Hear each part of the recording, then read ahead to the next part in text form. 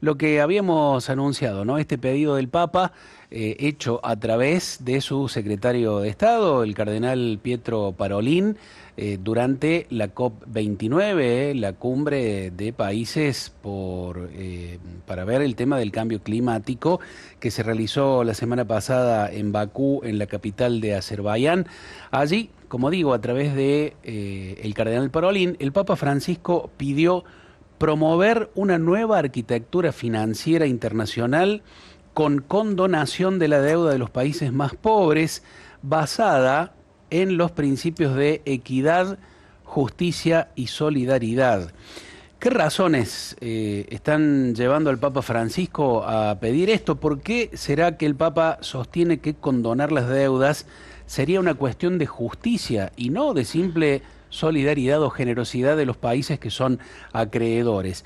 ¿Cómo es o cómo funciona el sistema financiero internacional que el Papa está pidiendo cambiar? Se lo vamos a preguntar a Francisco Cantamuto, que es economista, es doctor en investigación de ciencias sociales, se desempeña como docente en la Universidad Nacional del Sur, es investigador del CONICET, ha investigado mucho sobre el tema de las deudas. Francisco, es un gusto recibirte. Estamos aquí, Javier Cámara es mi nombre, con Cristian y con Cecilia. ¿Cómo te va? Buen día. Hola, ¿qué tal? Buen día, ¿cómo están? Bien, muy bien. Bueno, gracias por la disponibilidad. El tema es ese, Francisco, ¿qué razones objetivas están llevando al Papa Francisco, no solo a él, ¿no? Digo, pero él como dirigente importante en el ámbito mundial, a pedir esto, el cambio o la modificación del sistema financiero internacional con la condonación de las deudas de los países empobrecidos? Bueno, Javier, mira, hay múltiples vías para entrarle a este asunto. El primero que quiero rescatar es que hay bastante consenso internacional en torno a la potencial crisis de deuda ante la que estamos en puerta. De la pandemia para acá no se ha logrado resolver. Esto lo está reconociendo incluso el Banco Mundial y el FMI en sus distintos informes, que muestran que gran cantidad de países están entrando en una zona insostenible, destinando, más de 30 países destinan más al pago de la deuda que a salud, educación y vivienda combinados. Esto claramente no es sostenible en el tiempo. Y en caso de caer en una oleada de cesaciones de pagos, esto afectaría al sistema financiero internacional. Por este motivo hay una discusión generalizada respecto a cómo resolver.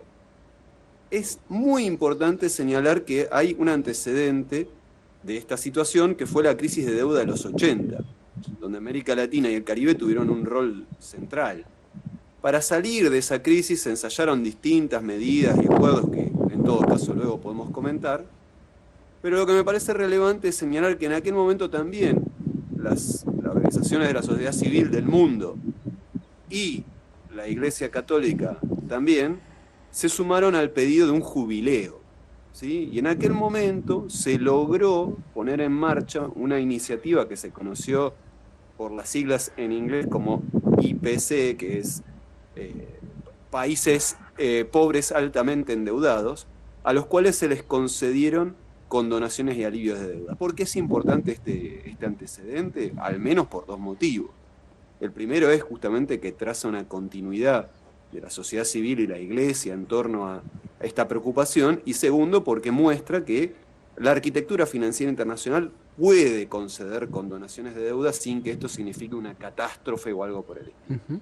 Francisco, perdóname Sí, que te interrumpa, no, dale, pero dale. digo, o sea, el pedido del Papa, y como vos decís también de otras instituciones y personalidades, no tiene que ver con que el Papa es buenito y quiere que algunos países dejen de pagar lo que deben o que alguna vez pidieron, sino que está fundado también en una situación de lectura de la coyuntura económica, como está señalando.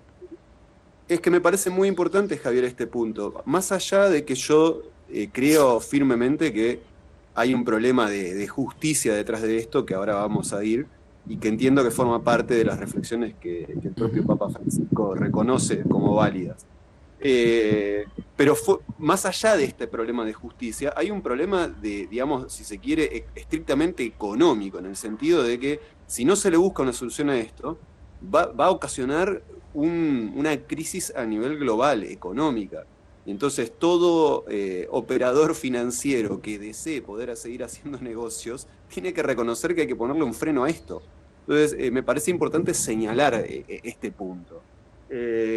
¿Cómo funciona el sistema, la arquitectura financiera internacional? Esto le puede resultar muy raro a la gente, pero en rigor es medio un caos. La mayor parte de los acreedores del mundo son acreedores privados.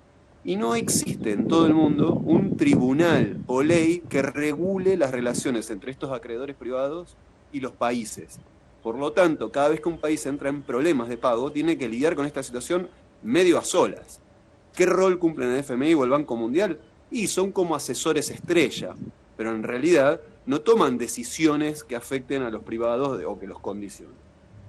Entonces, entendiendo esto, de ahí el llamado del Papa que se suma a reclamos, incluso que vienen de la pandemia, en el sentido de buscar coordinación a esto, creo que le agregan otro elemento más que tiene que ver no solo con buscar una coordinación de este proceso para evitar que nos fagocite como sociedades, sino también este elemento de justicia que mencionabas y que me parece importante dejarlo en claro para la audiencia.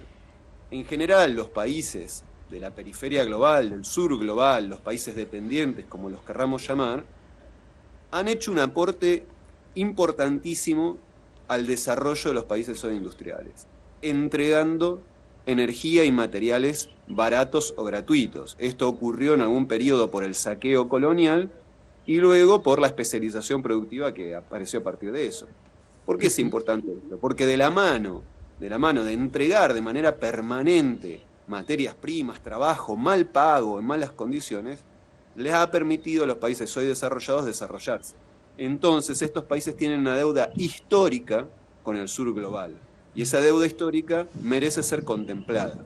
En ese sentido, el reclamo de justicia sería: hoy ustedes nos demandan pagar una deuda financiera, pero ustedes no están respondiendo por cómo su desarrollo responde a nuestro propio deterioro económico.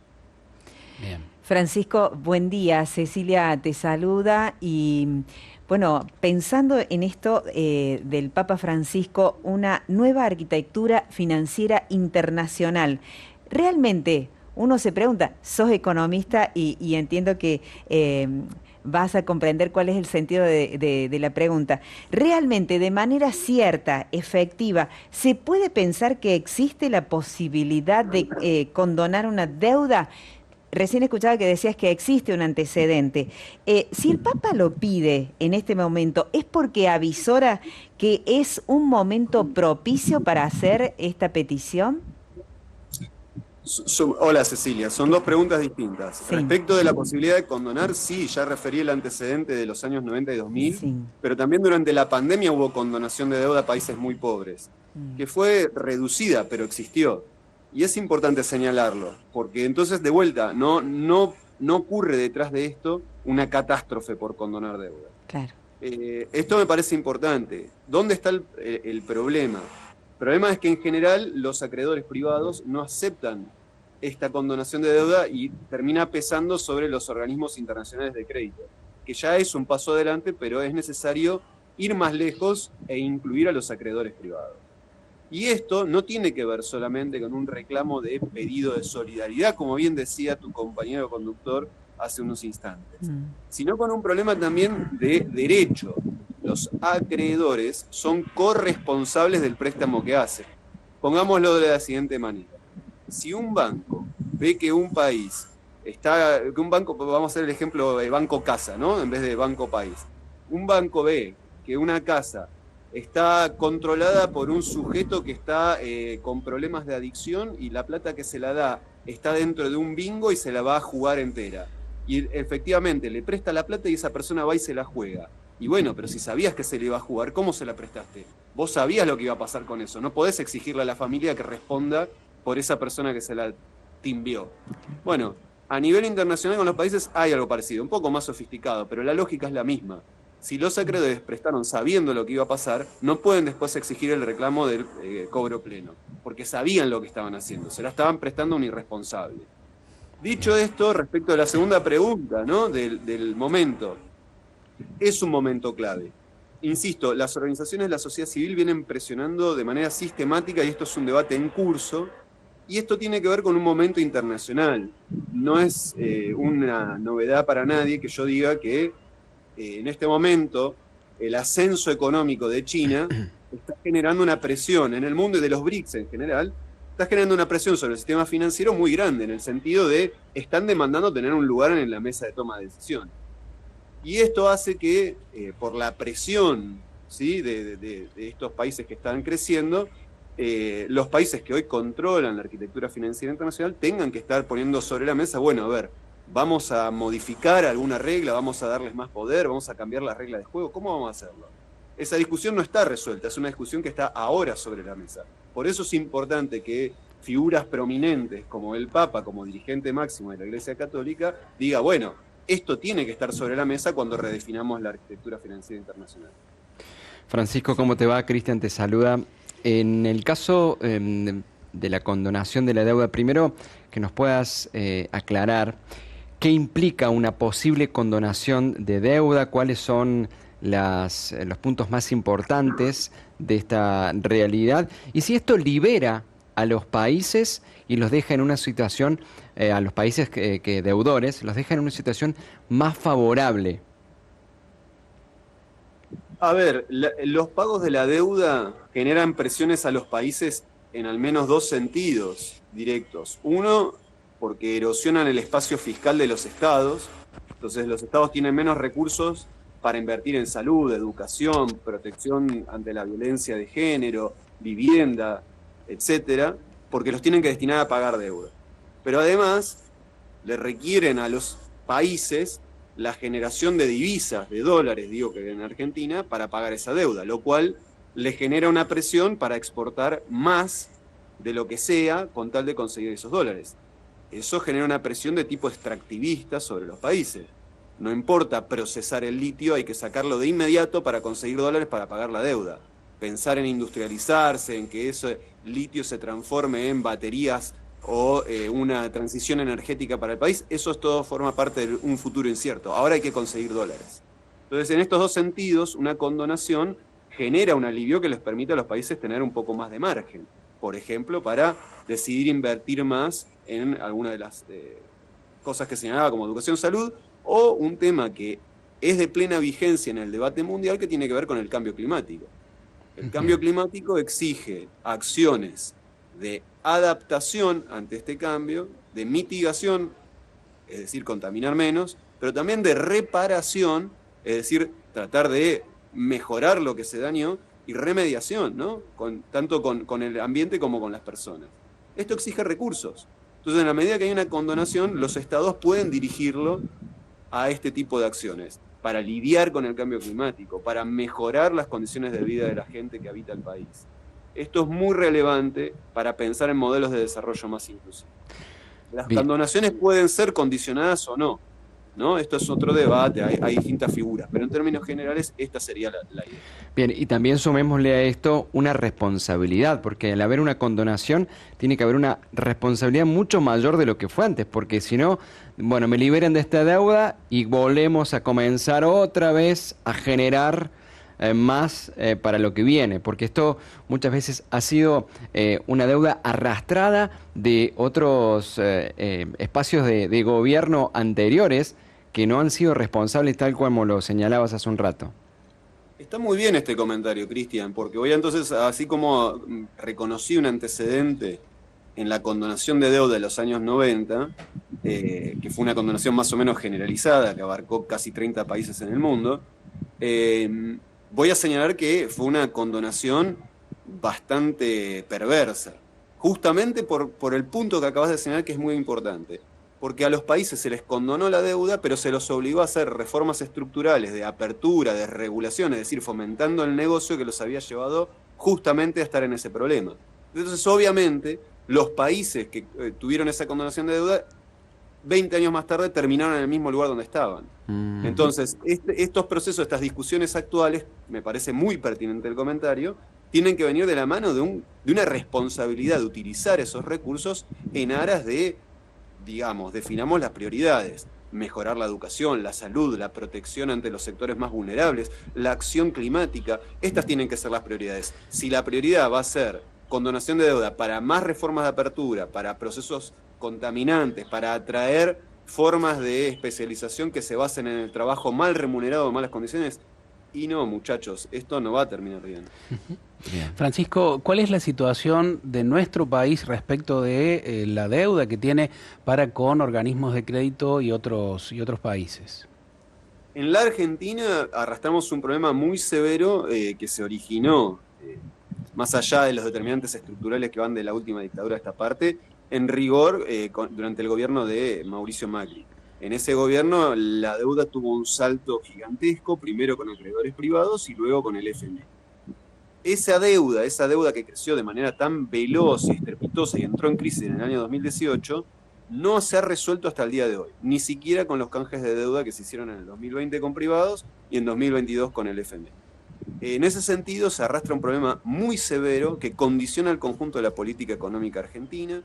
Hoy la Argentina está enfrentando vencimientos de deuda que ponen en peligro la estabilidad económica. El gobierno actual ha presentado un presupuesto para el año que viene que aún no está aprobado, ni está claro que vaya a ser aprobado, pero donde dice que va a tener una regla fiscal que cualquier recurso excedente que obtenga va a ser destinado al pago de la deuda. Pero esto es terrible. Esto es terrible porque en este año, con esta lógica, los ingresos de los y las jubiladas cayeron y explican 1/3 de todo el ajuste fiscal. Entonces se está pagando deuda sobre la base del hambre de jubilados y jubiladas. El año que viene se prevé que no haya fondos destinados a la protección de mujeres víctimas de violencia de género. Es decir, se obliga a las mujeres que han sido agredidas a convivir con sus agresores. En el presupuesto del año que viene se prevé un presupuesto para educación menor que el de este año, que es de los más bajos de los últimos 30 años. Entonces se están vulnerando derechos en aras de pagar la deuda. La deuda es un problema gigantesco y muy actual. En el FMI es el principal acreedor unitario, con alrededor de 1/5 de la deuda total. Pero además de esto hay acreedores privados. El conjunto de los acreedores debería obligarse a un proceso de reestructuración que incluya condonaciones y alivios, aun cuando pueda reprogramarse para un pago a futuro de aquella parte de la deuda que se indique legal, porque esto es muy, pero muy importante.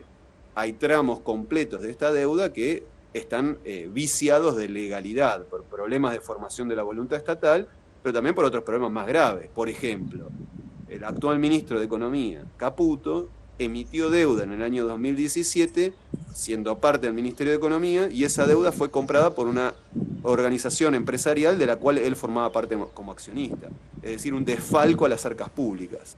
Esta clase de eventos no es una extrañeza en la deuda argentina y tienen que ser investigados a fondo. Entonces, y todo esto, Francisco, perdóname, pero en el marco de un anhelo, nuevamente así lo han expresado algunos funcionarios, de obtener un nuevo crédito del Fondo Monetario Internacional. Un nuevo crédito que, no sé, vos me lo dirás que sos el experto, no implica una condonación ni nada por el estilo con lo que todavía se debe, sino que agravaría la situación de deuda, digamos, de nuestro país.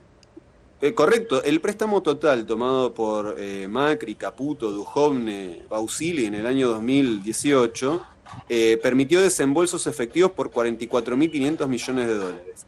Ese total ha sido reestructurado por el gobierno anterior, el de Alberto Fernández, de la mano de Martín Guzmán, y ahora se espera un aditivo, un nuevo suplemento, pero de todo ese conjunto no se ha pagado nada del capital. Pero durante todo ese periodo, que ya van del 2018 a esta parte, van ya más de 6 años, se estuvieron pagando intereses. No solo intereses por el financiamiento, sino sobrecargos, que es una tasa especial que le cobra a los países a los cuales le prestó mucho. La Argentina es el principal deudor del FMI. En todo este periodo se perdieron alrededor de 1.000 millones de dólares por año para pagarle al FMI. Y sin embargo, no nos desendeudamos ni un solo dólar. Entonces, esta ampliación no viene de la mano de la idea de, bueno, con esto vamos a mejorar las condiciones a futuro. El FMI, por ejemplo, el año pasado, año que fue un año crítico, con la peor sequía en 60 años, que hizo que se desplomaran más de un 24% las exportaciones del país, es decir, en términos de recursos, de dólares y de recursos fiscales, el país estaba en una situación crítica. El FMI en todo ese interín no dejó de cobrar intereses y sobreintereses a la deuda de la Argentina, pudiendo haber dicho, bueno, en un año crítico, pongámosle pausa a esto, evaluamos cuando se pase este momento crítico. No lo hizo. Es más, evaluó y pospuso evaluaciones generando incertidumbre macroeconómica, lo cual ayudó al proceso de crecimiento de la inflación que vimos el año pasado. Entonces el FMI, a través de su crédito, no solo que genera una carga de pago, sino que además incentiva un proceso macroeconómico que nos perjudica.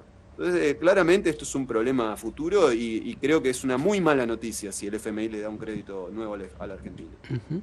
En ese marco, Francisco, quería preguntarte, ¿cómo ves y analizás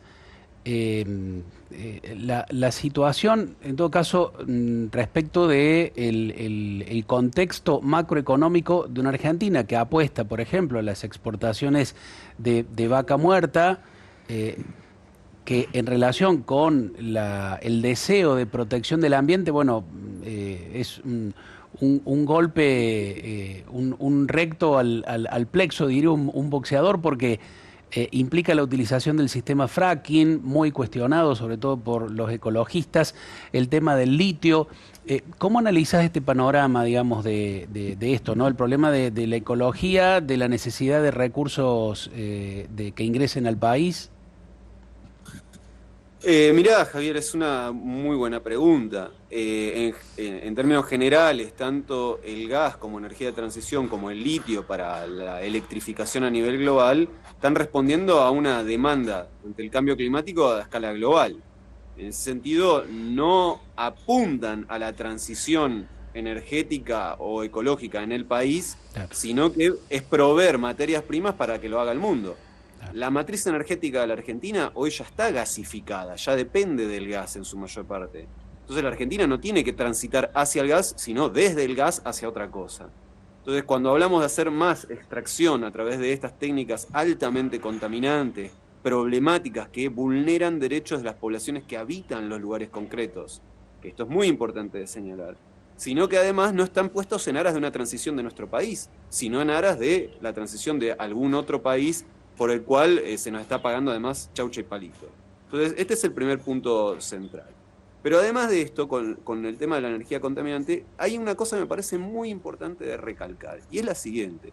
Hay una fantasía de que hay actividades que se desarrollan quizás naturalmente porque la Argentina tiene competitividad.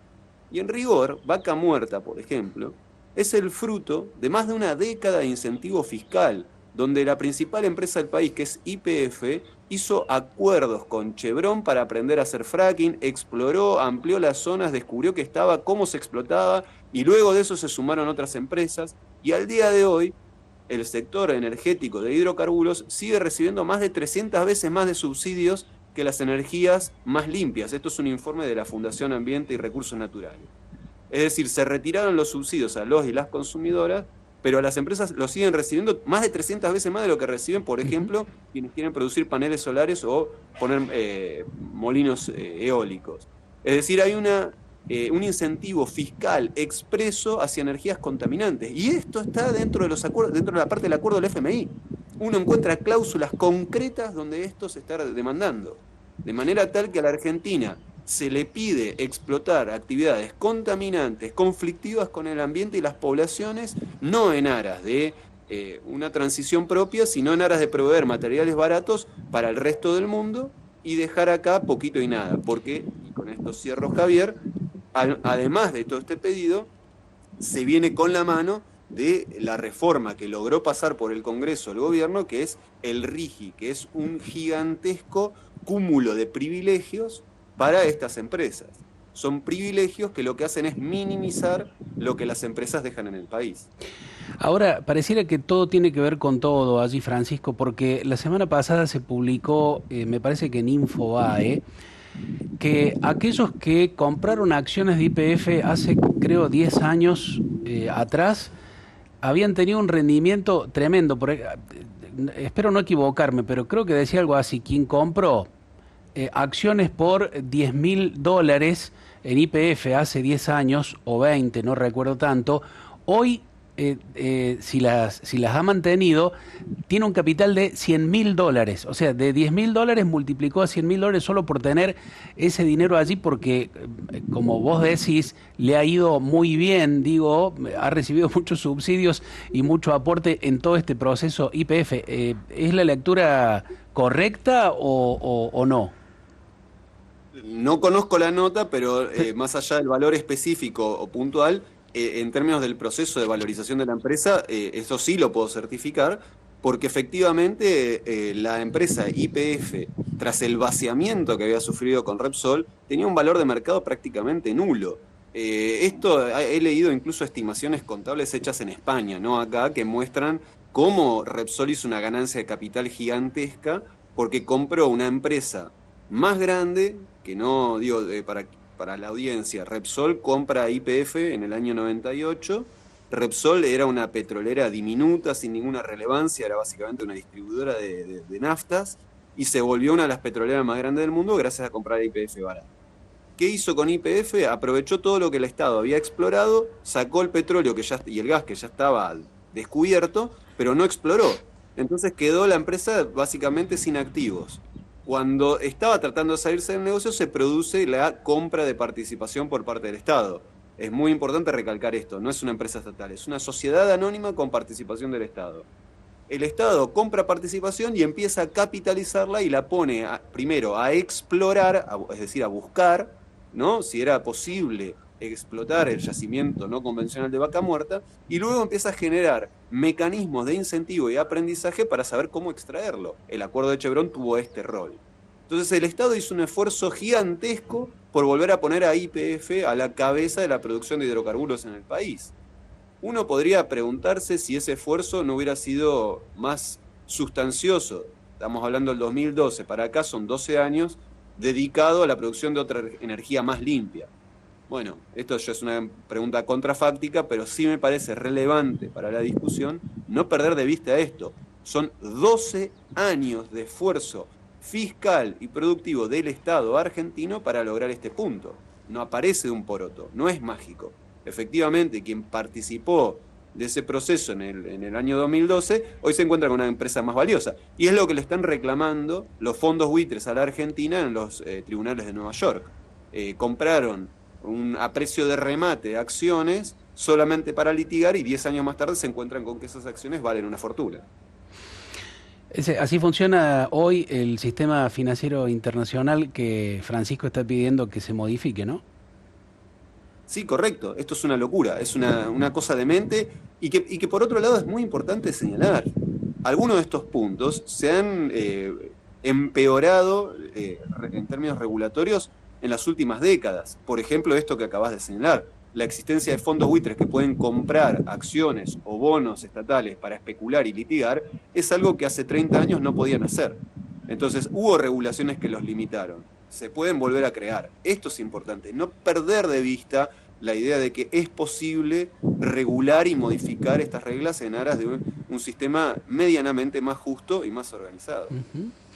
Francisco, yo tengo una última pregunta vinculada ya más que con la economía, con la mirada en general que tenemos y tienen sobre todo los medios de comunicación sobre cómo funcionan las cosas o cómo se hacen las cosas en la economía, en los mercados.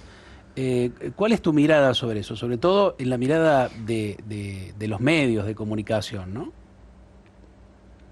En general, la economía en el mundo occidental y en la Argentina están colonizadas por el pensamiento ortodoxo. Por suerte, hace unos años a esta parte que han crecido la presencia de figuras y escuelas de pensamiento con miradas heterodoxas que entienden que la economía es una ciencia social y no funciona en el vacío, y es necesario pensar esas reglas en un marco más amplio. Esto es una batalla cultural en curso, no está el final decidido. En muchos casos el tratamiento mediático que se hace es como si el mercado tuviera leyes naturales, intocables, y no que fueran el resultado de una regulación específica. Y en ese sentido yo creo que es muy importante señalar esto, y creo que en esto la doctrina social de la Iglesia tiene para aportar. y es la idea de que la propiedad privada no es un derecho absoluto e irrestricto, es un derecho en el marco de otro conjunto más amplio de derechos, que desde mi punto de vista conceptualizo bajo el marco de los derechos humanos, pero digo, es compatible con la doctrina social de la Iglesia, esta idea de que hay otros derechos, y al momento de garantizar tenemos que pensar en garantizar el conjunto de los derechos, no uno solo por encima de todos los demás. Claro. Bueno, quizá por eso cuando el Papa hace mención a estas cuestiones, incluso fundándolas en la doctrina social de la Iglesia, le dicen que es un Papa comunista, ¿no?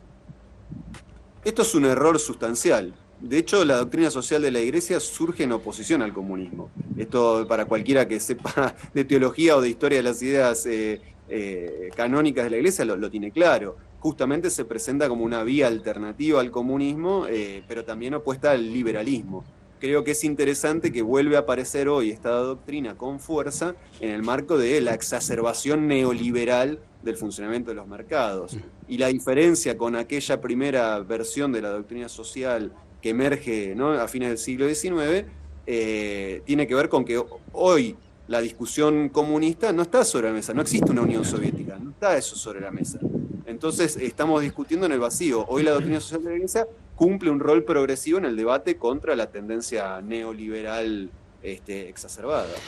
Sumándole, claro, el desafío ecológico integral, ¿no?, de no saber qué va a pasar en el planeta si seguimos con este sistema.